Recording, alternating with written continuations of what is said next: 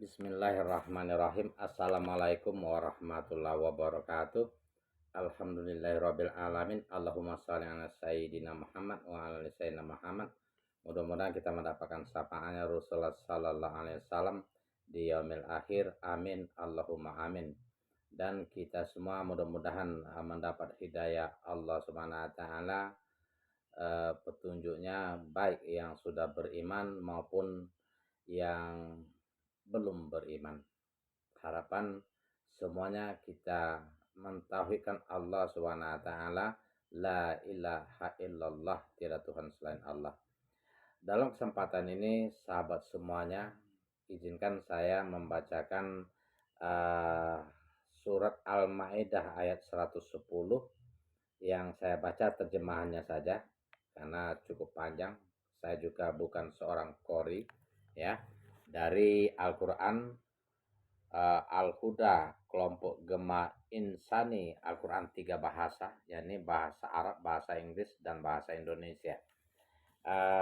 Dalam terjemahan ini, ya, dalam surah Al-Maidah ayat 110 ini dijelaskan bahwa mukjizat yang diberikan oleh Allah Subhanahu wa taala kepada Nabi Isa alaihissalam, yakni putra Maryam, yakni lebih terdapat 5 mukjizat yang kita kenal, yang kita bangga-banggakan. Siapapun kadang-kadang memahaminya. Mukjizat seperti dia bisa berbicara kepada manusia ketika dia masih buayan, masih anak kecil yang semestinya belum bisa berbicara. Atas kuasa Allah dia bisa berbicara kepada orang-orang yang mencurigai bahwa ibunya ini penzina, ibunya itu orang yang tidak benar, dan lain sebagainya. Maka ibunya menunjuk putranya itu, akhirnya atas kuasa Allah SWT, ya, Isa putra Maryam ini berbicara. Di antaranya dia berbicara mengatakan, qala innani abdullah atanil kitab wa ja'alani nabiyya. Sesungguhnya aku adalah hamba Allah.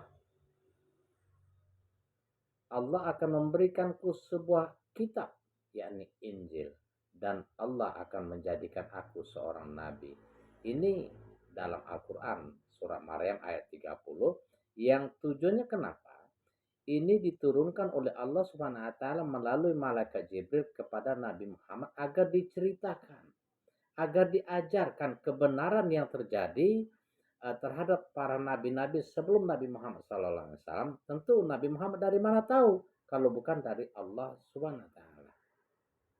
Yang kisahnya jarak antara Nabi Muhammad dengan Nabi Isa alaihissalam ini lebih kurang 500 tahun 60-an atau 5 abad lebih, ya.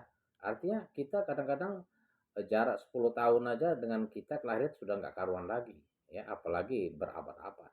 Bagaimana Nabi bisa mengetahui kalau bukan dari Allah Subhanahu wa taala. Subhanallah, ya. Subhanallah. Sallallahu alaihi Muhammad. Itu salah satu mukjizat Nabi Isa alaihissalam ini, bisa berbicara ketika dia masih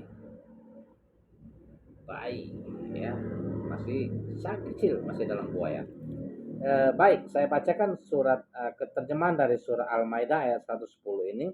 Dan ingatlah ketika Allah berfirman, wahai Isa putra Maryam, ingatlah nikmatku kepadamu dan kepada ibumu sewaktu aku menguatkanmu dengan Roh Kudus. Engkau dapat bicara dengan manusia di waktu masih dalam buayan setelah dewasa. Dan ingatlah ketika aku mengajarkan menulis kepadamu juga hikmah, Taurat dan Injil. Nah, jadi hikmah atau pelajaran buku Injil, buku Taurat dan Injil itu diturunkan mendekati jalan-jalan kelahiran Nabi Isa alaihissalam. Karena kitab Taurat pada zaman itu disepelekan ajarannya, diingkari oleh penduduk-penduduk Yahudi dan orang-orang Israel. Maka diturunkanlah nabi berikutnya setelah Nabi Musa alaihissalam, Nabi Isa alaihissalam. Kita baca terjemahnya. Kemudian ketika engkau membentuk dari tanah berupa burung dengan seizinku. Jadi Nabi Isa membentuk tanah yang dibulat-bulatnya lebih kurang begitu, dijadikan sebentuk burung. Akhirnya Nabi Isa alaihissalam diperintahkan oleh Allah SWT untuk meniupnya. Atas izin Allah SWT, maka jadilah seekor burung yang sempurna. Itu mujizat salah satunya. Yang keduanya, kemudian engkau meniupnya, lalu menjadi seekor burung yang sebenarnya dengan seizinku, kata Allah, dengan izin Allah. Jadi nggak ada orang mengatakan pendapat kaum yang non muslim atau Nasrani itu mengatakan wah ini keajaiban, maka mereka mengatakan Tuhan Tuhan ya gitu, Tuhan Yesus itu pendapat-pendapat yang saya dengar bahwa Tuhan Yesus bisa berbicara, bisa menghidupkan orang mati, bisa menghidupkan tanah, membuat tanah dari menjadi seekor burung dan lain-lain. Semua ini dijelaskan di dalam Al-Quran lengkap. Dan ingatlah ketika engkau menyembuhkan orang yang buta sejak lahir dan orang yang berpenyakit kusta dengan seizinku. Jadi semuanya Allah jelaskan. Mujizat, kekuatan yang diberikan kepada Isa putra Maryam itu adalah semua dari Allah Subhanahu wa taala, atas kuasa Allah Subhanahu wa taala dan karena izinnya. Dan ingatlah ketika engkau mengeluarkan orang mati dari kubur menjadi hidup dengan seizinku, dan ingatlah ketika aku menghalangi Bani Israel yang ingin membunuhmu. Nah, gitu kan? Jadi ketika mengeluarkan orang yang mati itu menjadi hidup, ya akhirnya punya keturunan, itu dijelaskan di dalam Al-Quran ya, bahwa itu semua izin Allah Subhanahu wa taala. Kenapa itu dikeluarkan oleh Allah Subhanahu wa taala? Karena keingkaran umat di zaman Nabi Isa alaihissalam itu yang tidak pernah percaya, tidak pernah ingin mengikuti apa yang diperintahkan oleh Nabi Isa agar mentauhidkan Allah Subhanahu wa taala. Akan tetapi mereka selalu menuntut, akhirnya diberilah kekuasaan oleh Allah Subhanahu wa taala mujizat ya untuk membuktikan kenabian dan kerasulannya. Berikut, ingatlah ketika aku menghalangi Bani Israel dari keinginan mereka membunuhmu, dikala engkau mengemukakan kepada mereka keterangan-keterangan yang nyata.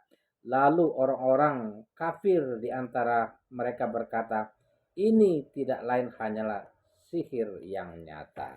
Jadi itu sahabat seiman, Al-Maidah ayat 110 ya. Kalau penasaran misalnya buka Al-Quran yang ada terjemahnya ya, dari berbagai kalau dalam YouTube berbagai tafsir ya. Mungkin artinya begitu ya. Ada 5 mujizat yang dijelaskan di sini bahwa atas izin Allah Subhanahu wa taala ditiupkan Roh Kudus ya kepada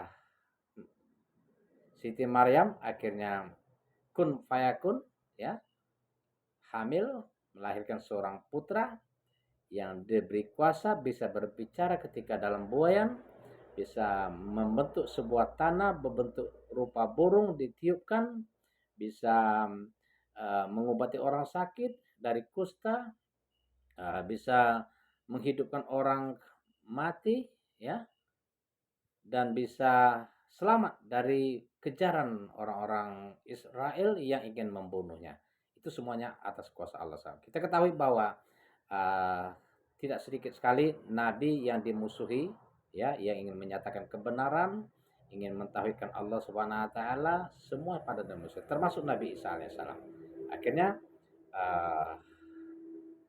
diselamatkan Allah Subhanahu wa taala Isa putra Maryam ini dan digantikan dengan salah satu sahabatnya yang diceritakan di dalam ayat-ayat lain ya, sehingga beliau selamat diangkat ke langit oleh Allah Subhanahu wa taala atas kuasa Allah Subhanahu wa taala.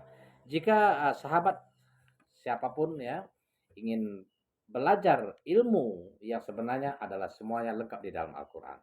Di dalam Al-Quran diceritakan semua kisah dari mulai Nabi Adam ya, semua nabi, semua kejadian di dunia ini semuanya ada di Al-Quran. Demikian, mudah-mudahan ada manfaatnya buat kita semua. Assalamualaikum warahmatullahi wabarakatuh.